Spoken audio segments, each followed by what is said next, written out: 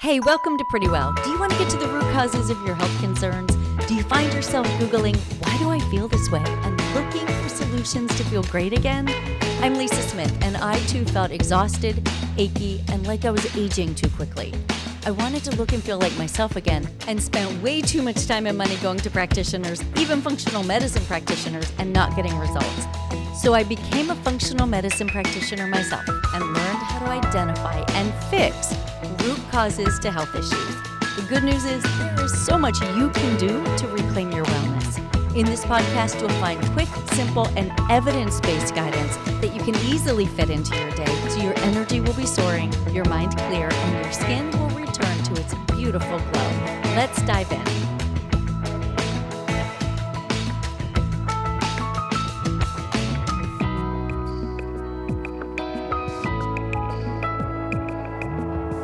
Take it right off.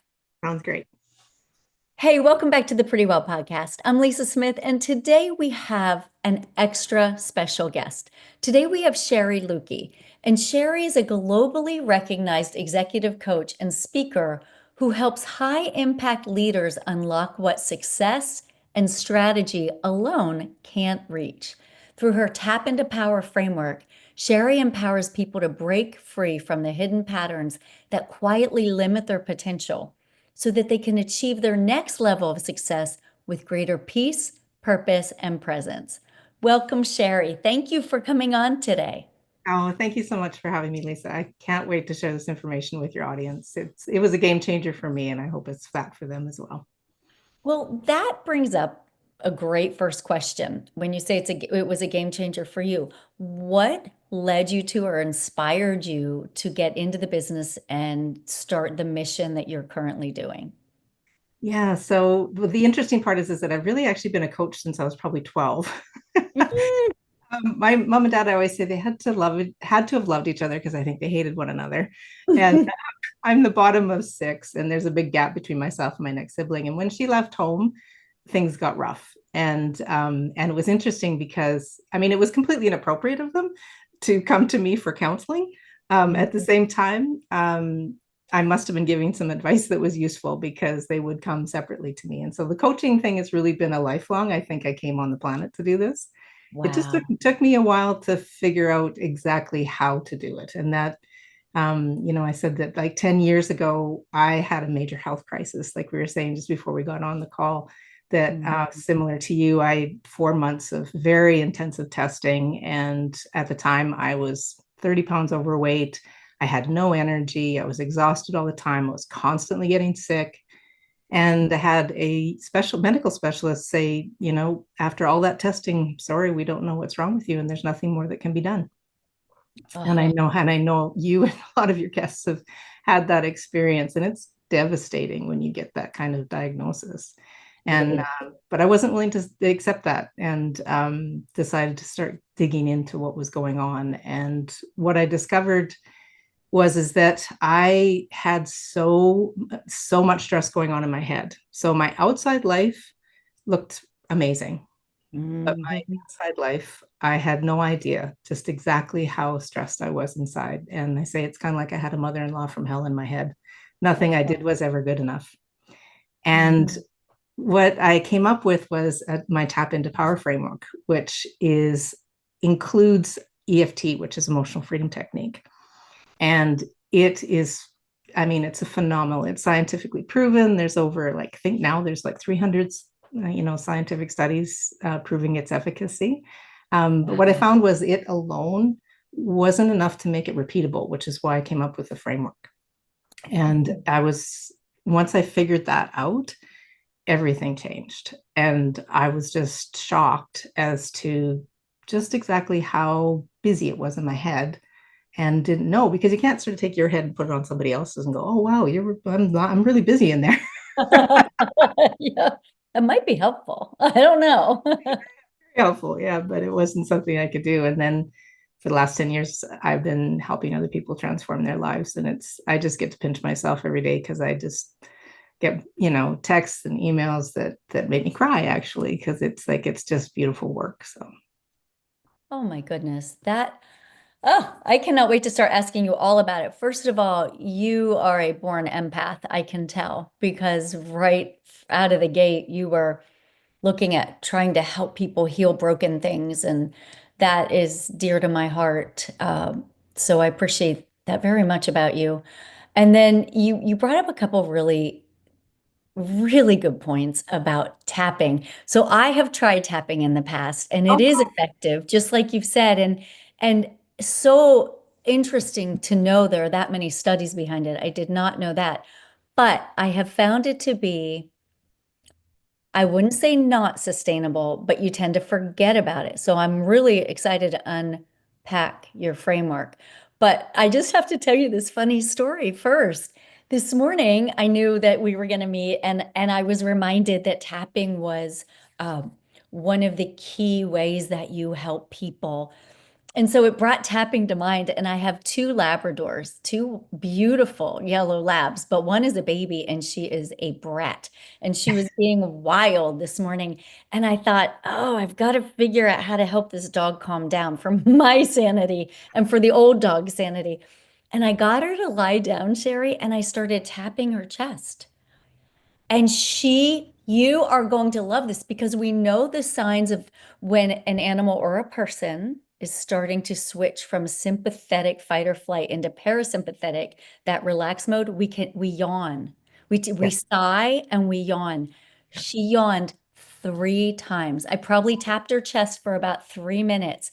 And about a minute in, I saw her take this big yawn. And I was like, yes, it works for dogs. I had no idea. And I kept doing it 2 more times, like for a couple more minutes. And she yawned 2 more times. And I thought, oh, I think I just found a tool for my wild child. So, anyhow, I just had to tell you that Oh, that's entertaining such a story. beautiful story, and that's so fun. And yes, absolutely, it because it's really, it's based in Chinese medicine and the acupressure points. And when I was first learning about it, because I have kind of a mix of creative and science mind kind of thing, I was like, Mhm. okay, I need to know that this is actually a thing, because so much is pseudoscience kind of thing, right? And there was actually two French scientists that injected nuclear isotopes into the acupressure points that are the main 12 sort of energy lines in the body to see whether or not these energy lines actually existed. And they did. And then they injected randomly and it went random. And so, and I think, because science and technology are just exponential, and the more we're just learning more and more so quickly that it's like, it's becoming, no, this is actually, it's not a question anymore. It is absolutely a thing. And then in terms of being an energetic body, well, that's been proven as well. So, so being able to send a soothing signal through these acupressure points through to the amygdala, which is the stress part of the brain, and it really interrupts it and basically says, no, actually you're safe, which, if it's okay, I'll lead into the first part of the tap into power framework, which I call TIP, which is way easier to say, is Mhm. that is the first R is recognize. And it's recognizing when you go into stress response, because like we're on camera, but everybody's going to be just listening to this, but I'll describe it. But in my back behind me, I have two green balls. I have a giant green exercise ball that's you can barely get your arms around, and I have a little tiny green marble on the table. And those represent your subconscious and conscious mind. So the subconscious is the giant green ball, this conscious mind is the little green ball. And the subconscious mind is millions of times more stronger than your conscious mind. In fact, it's running the show, which means, in about 98% of the time. But what that really means, it is in an average 16-hour waking day, we're actually only consciously creating 45 minutes of that day. Wow. Yeah. Yeah, I'm going to say that again.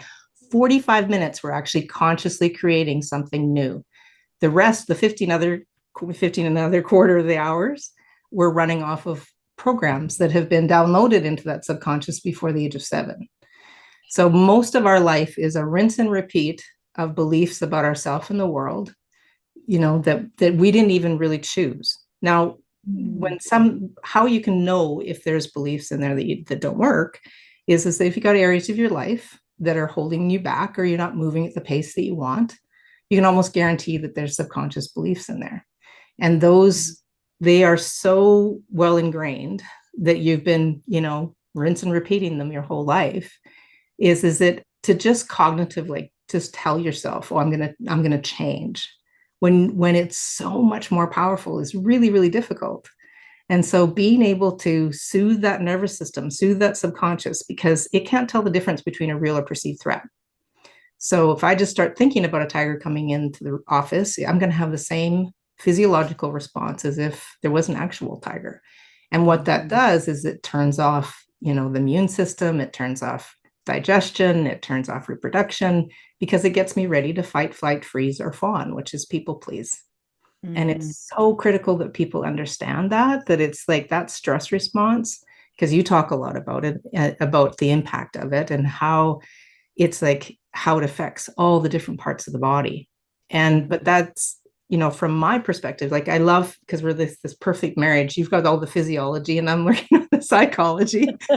And that, yeah, and bringing those two together, because you really do need both. And the thing, what I work with is when I'm working with people is that it can be in health, it can be in relationship, it can be in career, because all of those limiting beliefs that are there are holding you back from taking your life to that next level. And and in addition to that, the subconscious wants to keep everything the same, and it's been, it hasn't had an upgrade in millennia. And so every time we go to change, it perceives it as a threat. So we come up against ourselves, and that's where self-sabotage comes. And it really has like kind of like a thermostat. It has an upper and a lower level. So let's say if we start to get too sick, which is what happened for me, then it's like you go out and you try to find all the answers and get well back into what would be a familiar comfort zone.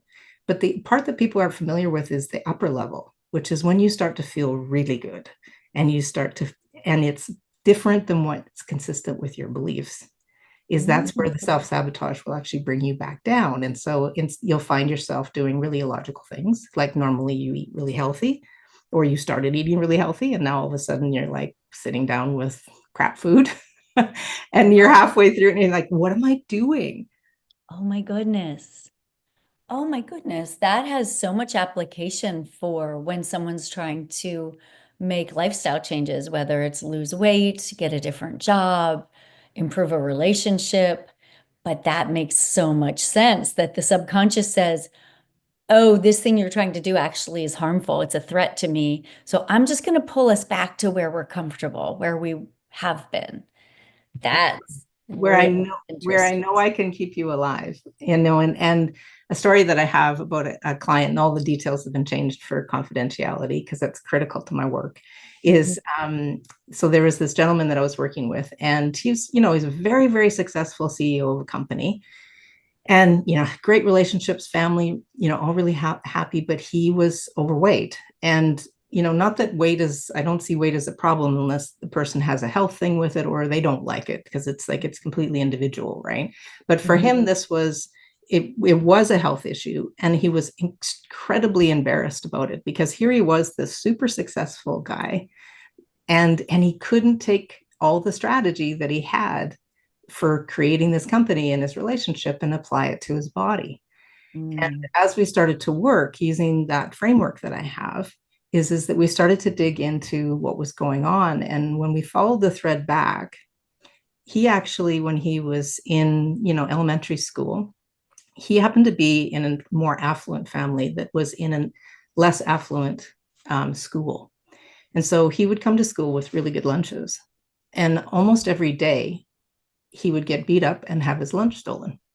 Oh. And he'd come home after school and he'd start eating the fridge out.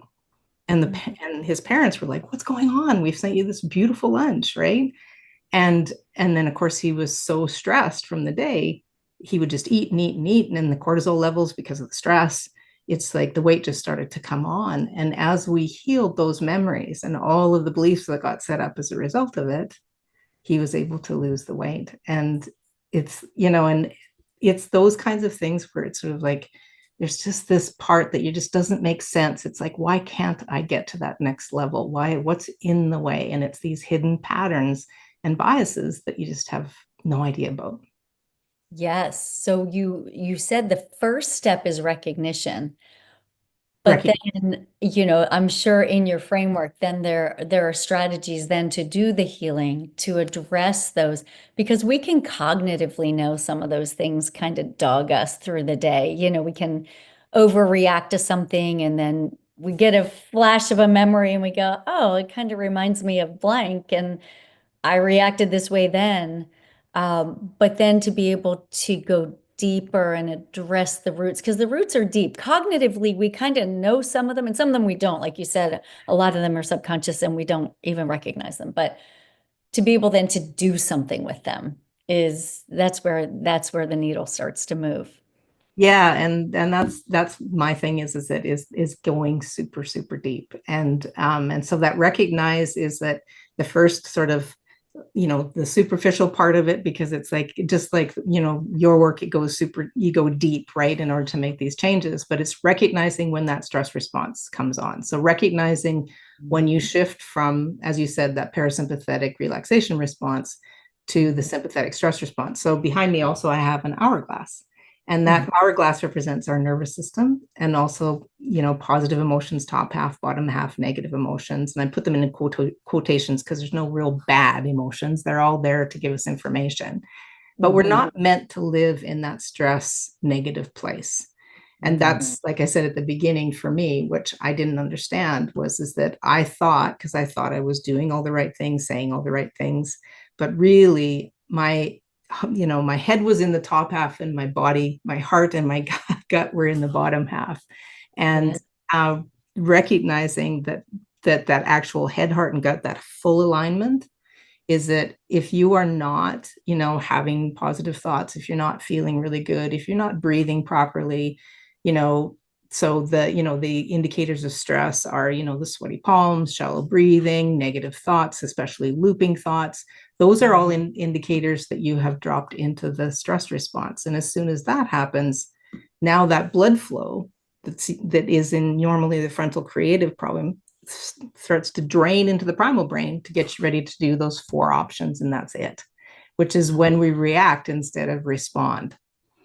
And that first step of recognizing when that's happening, that's the first mindfulness that has to happen, of like, oh, I am not in my creative brain. I am not responding the way I want.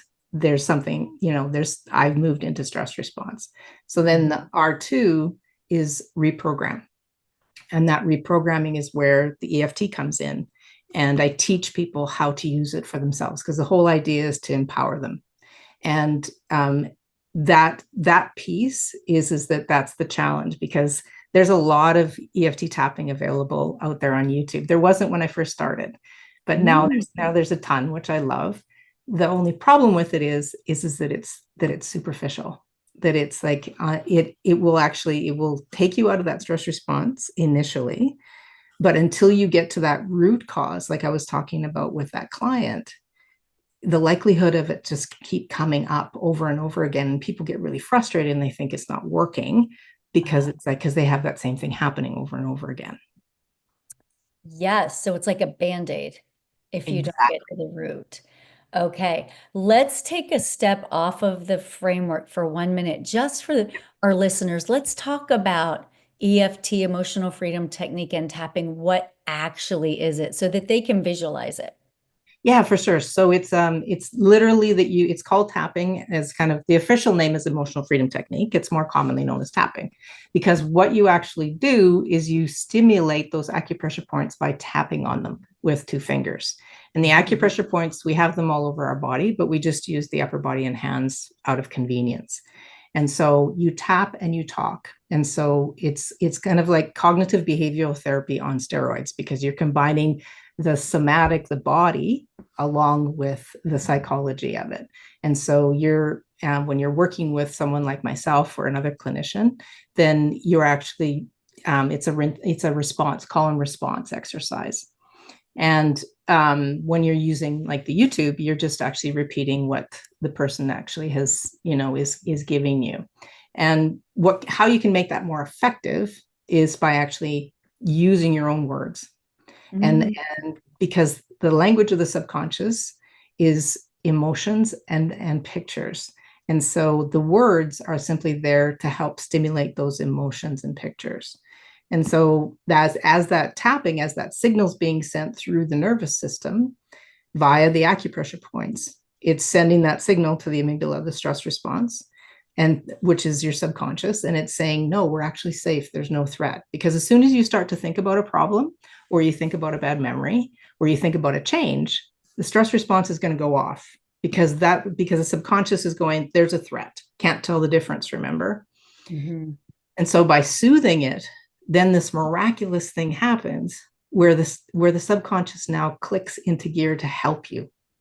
So it goes, oh, there's actually no tigers, and we can allow all these emotions, and we can feel it and heal it, and it comes on side. And so information will literally start to bubble up about, like, for instance, the client that I mentioned, where this memory came up, where it's like, oh, actually, this is what actually happened. And so then you can move into actually healing that and reprogramming it. So there are actually fMRI brain scans showing that while tapping, the parts of the brain that lower functions are actually down regulating, and the higher function are up regulating while you're doing it, which is nothing short of miraculous. That is miraculous and fascinating. So, what would be an example working with you of a call response? I'm guessing that would be very specific to the individual, right? Exactly. Based on their trauma and their memories. Yeah, exactly. And so there's a lot of criteria that need to be in place to start with, which is one is that, you need to be in a completely private place, because if the subconscious thinks that it's going to be overheard, it just won't let you in. It just won't let down. And so that's one. Another one is that you have to be with a safe person. Mm-hmm. So someone that you actually feel connected with. And so when I'm meeting with people, because I do a discovery call, and that's for both of us, it needs to be a fit for both of us. And if that isn't a fit, I always say to people, even if you're listening to the YouTube ones, as soon as you click on it, if it doesn't resonate with you, if you don't like the voice, if you don't like the pacing, if you don't like the words, just move on, because it's just not going to be as effective as it could be. And then, and then additionally, it's like I literally actually turned 60 last year. And one of at my birthday party, somebody said, so how does it feel to be 60? And I said, actually, I feel and look better at 60 than I did when I was 50. But what's interesting for that is that it's like that it's so I didn't know that I am highly neurodivergent. That I got diagnosed in the last couple of years. And what I've realized is that neurodivergency, along with what you identified, which is an empath, which I'm certain you are as well. Empaths tend to find one another. Yes, for sure. Is that's part of the superpower that I have, is that I'm able to hyper focus and think out of the box, and I have a deep, deep listening. And so being able to combine those things makes me exceptional at what I do. And so that helps to get to that super deep level that most people haven't been able to do. And so what you're talking about, like with what you'd said at the beginning, that you'd use tapping and it wasn't, it didn't kind of stick, I think is what you said. Mm-hmm. Mm-hmm. And that's why coming up with the framework so that it's a repeatable process for people. That makes sense. And, when you DIY it, which is the way I learned about tapping, you don't learn all the nuances that you have learned by being an expert in the field. So you are able to personalize it to such an extent that it becomes much more sticky, because people start to see those results and they can use them quickly and get results quickly. Yeah, because there's two parts. One part is doing the deep work, and the second part is the last R, which is R3, which is reinforce. Because the subconscious learns through two ways. It learns through repetition, and it learns through high emotional events. And so when you think about repetition, you think about when you learn to ride a bike, or learn to drive a car. It's like initially, you're white knuckling it and you think, oh my God, I'm going to kill somebody. And you don't try and get a glass of water or get your water, anything. You're just Anything. like, don't take your hands off the wheel, right? And now you can drive and don't even remember getting there, and you can have, sandwich and, and drink and have a conversation, all kinds of things, right? not Yeah. drink coffee, not alcohol. Yes. Just want to make that distinction, but that's how the subconscious learns, is through that repetition. And the other way is through that high emotional events. And so, so that high emotional events can be negative or positive. And so when we're working together, it's usually there's a fairly emotional response that we're wanting to elicit, and it's a positive one. And so that's why some pretty miraculous stuff can happen during sessions. And then the reinforced part is where I get people to actually take the beliefs that got set up that are limiting them. We flip them and make them into positive ones to help them reinforce that new neural pathway, because then it becomes a new way of being. Because just to do the session, or just to do the tapping by itself, I mean, in theory, you can have the 1 minute wonder, but it's not likely. It's more likely when it's repeatable, just like with your work, Lisa, that it's like, you can't just eat really well for one meal and call, oh, I'm good. Right. That's right. It's the consistency and the repetition and yeah. So your framework is the 3 R's, right? Yeah. Recognize. What was the second R? Yeah, reprogram Reprogram and repetition, and right? Recognize, reinforce. Yeah, or repetition, either one. reinforce. Yeah. Yeah. Yeah. Similar, like yours was, I think yours is remove, replace, and restore, right? Exactly. Yeah, exactly. It's very helpful to have those frameworks, because then then it makes sense. Your flow makes sense, and people can they can visualize it and say, "Oh, I see why I'm doing what I'm doing." And the same with the EFT, and you putting it into this framework, it becomes very doable and rememberable, you know. Yeah, and repeatable, because that's Yeah. the thing, that it's like that's the whole thing. You want to be able to rinse and repeat it, just in the positive, in the way that's going to help you, just like it had been rinsed and repeat in the negative, in the way that wasn't helping you. Right. And I love the fact that, you're not keeping them, giving them a tool in the toolbox they have to use over and over and over again for the same situation. Because when you reprogram, then you're taking that highly emotional event that could have been traumatic and negative, you're replacing it with the positive version, and that will tend to heal that. Absolutely. Yeah, exactly. And so what really happens is that there's this beautiful pause, Lisa, is it, so let's say there'll be, I don't know, you're at the office, and there's like, you're at the water cooler, and somebody says something, and in the past that would have triggered you and would have set you off into that stress response, where you're starting to loop the thoughts and, oh, they don't like me, and all that kind of thing. Hmm. After you do this work, what happens is that there's a pause, and you get to actually decide whether or not you're going to react, or you can respond. So you get to actually choose differently. And it's just this miraculous pause of choice, where it's like, oh, and then when you choose that new path enough times, the brain does this beautiful thing called neural pathway pruning. And it literally prunes the path that is no longer being used. And Wow. so over time, it becomes this is something that doesn't exist anymore. You can be at that water cooler, and somebody can say something, and it doesn't even hit, like it doesn't land at all. So cool. So tell us, do you have some client stories you'd like to share with us about transformations you've seen? Yeah. So another client that I had, well, I shouldn't say had, probably still technically has Lyme disease. Uh-huh. Um, but when she started with me, she was basically couldn't get off the couch. Like it Oh. was just, really, really unfortunate, like no quality life whatsoever. And Mm. really hopeless. Like I think similar to what client stories that you've experienced, right? Where people are just kind of like, they're at their end of the rope. They've tried everything. Nothing's Mhm. working. It's like nothing is going to work, right? Mhm.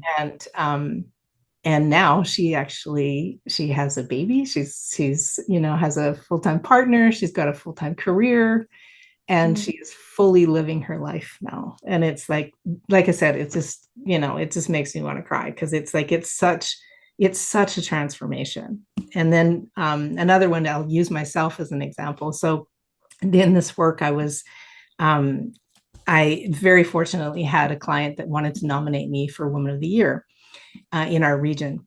And so I'm standing in my kitchen. So I have 29-year-old twin girls. And Oh. at the time, this was early on. So I think she was probably 17 at the time. Anyway, so this client sends a message to me on my phone to ask my permission to nominate me. And I literally, Lisa, I almost dropped the phone. I was just like, I thought I was going to throw up. And Oh. my daughter is looking at me like, are you okay? Like, what's going on? And I said, a client wants to nominate me for Woman of the Year. And she's like, wait, what? She said, I thought you look like somebody's going to die. And I was like, I know. And I feel like I'm going to be sick. And she's like, well, you have to say yes, right? And I was like, oh, I don't think I can. And so that's a classic example of that illogical where something's happening and you know that it's like that doesn't make any sense. Like those two things don't go together, being nominated for that and then having this absolutely visceral response. So I came away from that and was like, okay, well, I need to do some work around this clearly because this is not normal, which is that R1, recognizing this is not how this is not an appropriate response, right? And did the work around it. And what I discovered is that because I had been bullied really badly in high school, and this girl thought I was after her boyfriend, and the memory that came up was standing on stage, winning an award with her boyfriend. And I was looking out into the audience at her and thinking, I'm going to die now. Oh my goodness. And so when that text came through to ask my permission, my body remembered being on stage and was like connected. It's like, no, you can't be on stage to win an award. It's not safe. Oh my goodness. That's amazing. And then, so the cool part is that, so then I was able to accept, and I didn't win, but it was a huge honor to be nominated. Had a wonderful time, but that's not the best part of the story. The best part of the story came a month after that. I got a private Facebook message from the girl who had bullied me 36 years earlier, apologizing for everything, Lisa. Are you serious? I'm serious. Like I was just dumbfounded. I was like, oh my God, this is crazy. The timing is unbelievable. There's that subconscious connection that is fascinating. Yeah. And it is, I still to this day, I'm kind of like that. It's hard to believe that happened. And yet at the same time, it's sort of like, back to what I said, we're energetic beings, right? And, and that connection that is there that we don't realize, and I noticed on your website, you have, Bessel van der Hout's book, The Body Keeps Score. So that, that's kind of a classic example of that. And what, to help people really realize that it's like, so there's so much of what's in our way, that just is not visible to us. That's just not within our awareness. And because our lives are so stressed now and there's so much going on and the constant barrage, it's like, it makes it really difficult to be able to take the time to dig in and and feel safe enough to actually dig into that, to get this information. And it's like, is it possible to do it on your own? Yeah, it is. It's just not likely. And it's really hard because that subconscious just does not feel safe, because a lot of this stuff that's happened to us has been painful. And I'll back up just a little bit with that is that people don't really understand, like they see trauma as things like natural disasters and rape and war and those things. And they absolutely are traumatic. But what people don't really realize is that it's like when we have an experience that overwhelms our system, it really is interpreted as trauma. And as soon as that happens, if it's not managed well, which is almost most of the time, because as parents, we do the best we can, but there's lots that goes on. And we're also individual, that it's like, as soon as the subconscious experiences that high emotional event, like I said, the negative high emotional event, It makes Mm, up beliefs about the world and yourself in order to prevent that from happening again. But the problem is the subconscious is illogical. So mm, a lot of what it sets up makes no sense. mm-hmm. Yeah, it just makes sense based on experiences, but not, but it's not cognitive sense of, oh, that's not going to happen again. Your subconscious just says, well, it might. And so I got to protect you from any possibility that it will happen again. S- So let's talk about some common subconscious beliefs that you have seen in clients that hold them back. There is, there are so, everyone is so, like you said, it's so individual, and that's why it's the customization with it, right? Mhm. What I will say is almost all beliefs, if not all, when you distill it down, it ends up being I'm not enough, fill in the blank. Mm. I'm not smart enough. I'm not, I'm too old, like, which is not young enough, right? Or I'm too young. I'm not old enough. I don't have enough experience. I don't have enough money. I don't have enough this, just it's all to me, as far as I'm concerned, comes down to that. But it's so specific and individual that it needs to be handled in a really customized way, which is why when I said if people want to go to YouTube and use it, which I highly recommend, because I mean, even the band-aids, like, that's the beautiful thing about your podcast, because it gives these little manageable tidbits that you can do to move the needle, right? Yeah. But if you really want to move that needle, there's a lot of things you need to do, right? And Mhm. that's similar, to my work. It's like you can move the needle a little bit, or if you want to actually really clear out, then that's when you do the customized work. But fundamentally, I feel like the beliefs all come down to that. And if you think of it through the context of most of the beliefs about yourself and the world getting set up before the age of 7, then it really kind of it makes sense that they're illogical, for one thing, because you don't have a filter. Your subconscious is really still, that's why we still have imaginary friends at 7, right? Mhm. Because it's like it does, like, because there's no limits to it, right? Which is the beautiful side. The downside is that there's absolutely no filter. So another example of just that belief thing is that I worked with a woman who was an artist, and she was just completely blocked. She'd been going along really well, and all of a sudden just couldn't find the creativity anymore. And of course, the more she couldn't find it, the more stressed she got. And then she started to, emotionally eat, and do all the things. And it's like there's just this real nosedive, right?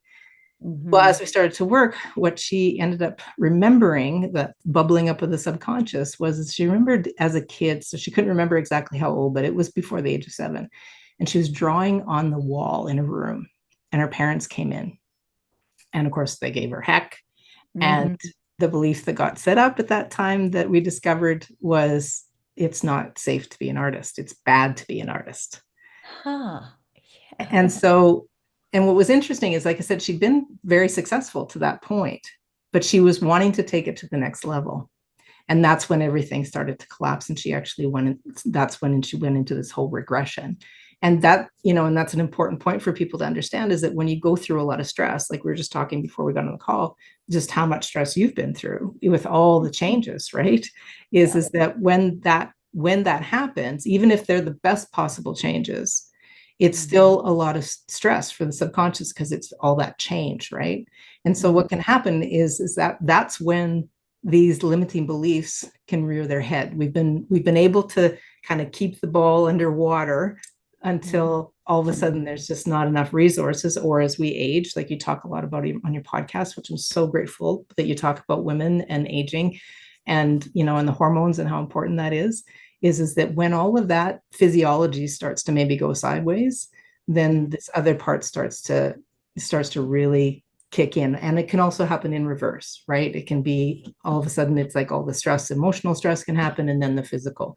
It's like I feel like it can go in either direction, but both need to be addressed. Good stuff. Do you see that you work with lots of high achievers to help them get to that next level? And what I hear you saying is they maybe have been extremely successful because they've learned to contain some of these things. They've learned to put them in these compartments, but when they take on a new stressor, a new challenge, something new is coming in, that's when the subconscious is like, you're not containing me anymore. I'm gonna have my say. And that's when these things really start to kick in. Do you also see that with chronic illness?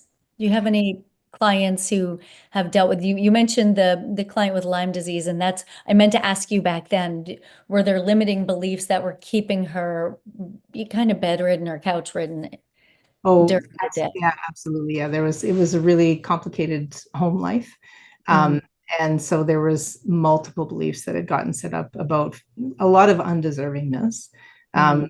Um, but especially probably, I think the one that probably moved the needle the most was her remembering when she actually got bit and Oh. all the things that happened around that. And how, like, again, like that, the trauma piece. So that was a traumatic event, right? And so if it's handled in the right way, doesn't end up in being those negative limiting beliefs, or PTSD, which is post-traumatic stress disorder, right?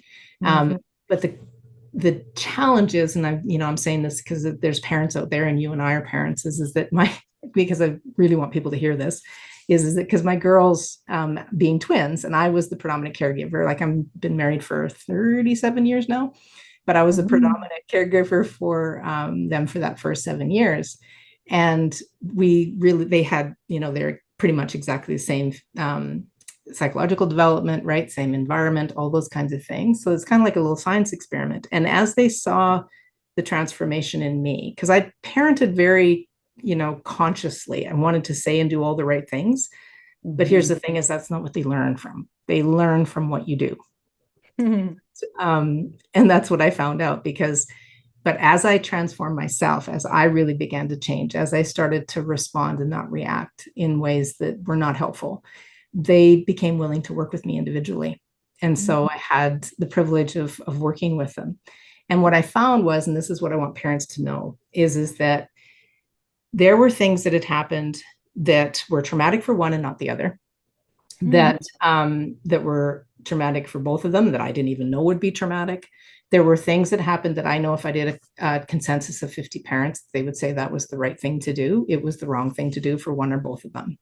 Mhm. And so it's so important to know that as a parent, that they truly come in with their own filters, their own idea of what needs to of what their experiences are going to be, and you really are doing the best that you can. And so coming back to that trauma piece is that it's like, even though I was doing the best I could, it wasn't necessarily handled in the right way, and there are beliefs that get set up around that aren't helpful. And so with the Lyme disease, that's exactly what happened for her. Was there were things that were set up that were not helpful, but again, that parent was doing the best that they could, right? Mm. That is so encouraging because as a parent, as parents, we do the best we know how, and so did our parents. But that, as you said, depending on the kid, that may or may not be helpful, and it may or may not be traumatic, even though you didn't do anything overtly trauma-inducing, but one kid could take that wrong based on how they're wired Yeah. and could then kind of stick with them. So that's really helpful to know. And I can see then the benefits for everyone in the family for finding this recognition and going through your framework and replacing some of those tapes that just play over and over again with healthier alternatives. Yeah, exactly. And it's like, it's just really, it is, the message really is that it is possible to change, and it's easier than you think. Um, Mm, good. and, and, and though you need to incorporate a somatic component to it, that tool, and you need a safe person to do it with, and Mhm. you need a repeatable process in order to make it stick. But it is absolutely possible. Anything is possible, is what I like to say. Yes, anything is. So is there a specific way, we talked a little bit, we've talked very much in general, but in particular with some of the high achieving clients, we're all high achievers, really, depending on we may not all be, C-suite executives, but we're all high achievers. But how do you help people in leadership develop develop their leadership through some of these principles? Yeah, no, great question. And this is where it's really becomes passion project for me, because it's like, because wanting to make a really big impact is that having these people in leadership, and like you said, it's like leadership can be leading yourself, leading your family, or leading, a billion-dollar corporation.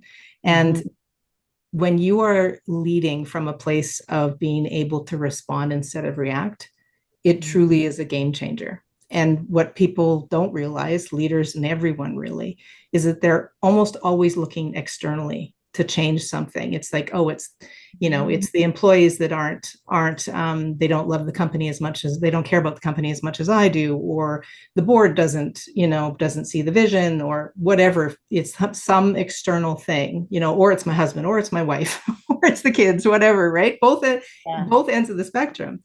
But when you step back and you go, oh, this is actually an internal job, that those inner patterns and biases, once you change those, it's like how you see the world completely changes, how you show up completely changes, which is what happened for me in my family, what I've, helped many others, and other, same thing, C-suite, billion-dollar company owners, founders, all those kinds of things. And what's absolutely inspiring for me is that when they are able to heal the stuff that's happened in their past that they often don't even think is relevant, but sure are high achievers. And that's the thing, as high achievers, we're the worst because we often will just go, I can just push through it. It's kind of like, we're going to put our canoe in the river, and we're just going to paddle like crazy upstream, and I'm going to get there come hell or high water. Yes. And sometimes you do, but it comes at a massive cost. It does. What I love to do for people is to be able to put their canoe in the water and start to float downstream, where everything, that inner piece really starts to settle in, where that confidence settles in, where the clarity settles in. And all of that has to do with getting that stress. First of all, recognizing when the stress response goes off, getting to the real root of that, and then reprogramming it, and then reinforcing it. And then you show up as a completely different leader, because most of who I work with is heart-centered, very often empaths, who give so much, and yet they have almost no compassion for themselves. Oh yeah. I've seen so much. And what they do, and what they don't realize is that it's like the only way that they can really change is by changing those inner dialogues, inner narratives, and begin to become compassionate for themselves. And compassion isn't being the doormat. I kind of see there's a distinction between compassion, empathy, and sympathy. Sympathy is pity. Don't want that. Empathy is I'm too involved with what's going on for you. Compassion is I understand, and I also see you as very capable, that you can handle it. And also compassion for myself is actually having healthy boundaries. And so when leaders begin to have that, it changes entire cultures of companies. And when you change entire cultures of companies, it impacts those people, it impacts their families, it impacts communities, and now you're changing the world. Oh, that's amazing. Yes, I can see that. And the ripple effect is real. It truly is real. Oh, and it's the same with your work, Lisa. When it's like, when people are healthier, they can show up as their better selves. Because again, that stress response, if you're feeling really unwell, the same thing's going to happen. That blood flow is going to drop out of your frontal lobe and into your primal brain, because you got to deal with that first. Yes. And really, that has always been part of my mission as a practitioner, is that I hope you feel your best so that you can go do your best and change the world where you live, because that continues to ripple outward infinitely. We don't even know what all that does. But yes, you and I are right on the same page. So tell us, for someone who feels stuck today but doesn't know where to start, what's the first step you would recommend that they take? First step would be to start to tune into themselves, to be able to, that hourglass, to start to recognize when they are actually in stress response, and notice the shallow breathing, notice all of the symptoms of that stress response, because as soon as that kicks in, you are no longer coming from your creative problem solving brain, which, so of that 45 minutes of most days, you want to increase that to a longer period of time where you're living really intentionally. And it starts with actually tuning in. And once you that recognizing that it's like, oh, this is not who I want to be, this is not how I want to think, and knowing that there's hope that you can change that.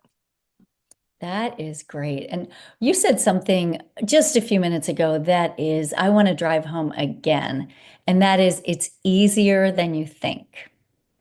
Yeah. So the recognition is the first step. And then the fact that you can reprogram and then continue to do those changes to make new neural pathways and to let that neural pruning take place of the old pathways, that it's easier than you think is such a breath of fresh air. It's not something that has to take the next 10 years of your life of just wrestling out all this old trauma and, that kind of thing. Yeah, no, I had really, because as high achiever myself, it's like I'd spent 30 years, learning and trying to find something that would move the needle and have it stick. Yes. And this is the first thing that has, and I mean, I tried so many things, Lisa. I know we do. Well, we're our own guinea pigs because we're not going to recommend something that has fallen short on us. So we're not going to say, oh, you should go try this modality. It didn't work for me, but hey, give it a shot. We try all these things ourselves first, and then we pull the best out, and then we say, this is good stuff. Try this. Yeah, exactly. Yeah. And it is. And similar with your podcast that I just love. It's like you just that 1% change, right? Just making that 1% change. And, I think, what do they talk about, that it's like if you're in the boat and they change the compass by 1%, they end up in a completely different continent, Yes, it's right? so true. There's a great book. I've mentioned it, I think only once before in a podcast. It's an old book. It's called The Slight Edge by Jeff Olson.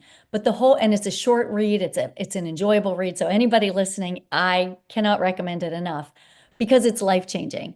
And it is he articulates so well that just the slight edge, you just make these little choices and you just keep on making these little choices in the right direction. And you're right, you end up in a different continent. Yeah, exactly. And that's the hope piece is, to me, is like probably the most important piece, that it's like, because I felt genuinely hopeless when I hit that health crisis, because it's like, and also, like I said, I'd spent 3 decades really trying to have a system that was repeatable and would, and get results, because that's the big, to me, getting those results is like, well, that's what motivates you to do more. Right. That's why we do what we do. So how do people work with you? Yeah, so I love to do that deep work. And so all of my work is one-to-one and it's very customized. And so what I love for people to go to my website, which is sherrylukey.com, SHERRYLUKEY.com. And there's a short little questionnaire to fill out, and then that gets sent to me. And then we set up a time to talk so that we can make sure, like I said, to have that connection, because that connection is critical to being able to do that deep work and be able to make that massive needle shift. And I absolutely love my clients. It's just the best. You can tell it comes through. Your passion is very palpable. So, okay. So guys, I'll have that in the show notes, sherrylukey.com. Also on social media. Yeah, I have to say the neurodivergent part of me is kind of bad with social media. Fair enough. I actually think that that's kind of smart. Honestly, I think Well, it's I don't know if it was strategic, I'd be lying. Well, it's all right. I am on LinkedIn. I do have other profiles, but they're pretty much dormant. So the best way to reach me is through my website. Your website. Very good. Very good. And as I said, I'll have that in the show notes, but this has been so enlightening. Thank you. Thank you for your passion to help people and for putting it into a framework that people can see dramatic results and they can take the next steps forward in ways they never thought possible. Thank you, Lisa. Yeah, it's been a pleasure. Hey guys, thanks for joining us. I'll have Sherry's information so you can just go to the show notes and get it. Enjoy being with you this week as always, and I'll be back to talk with you next week. Until then, stay pretty well.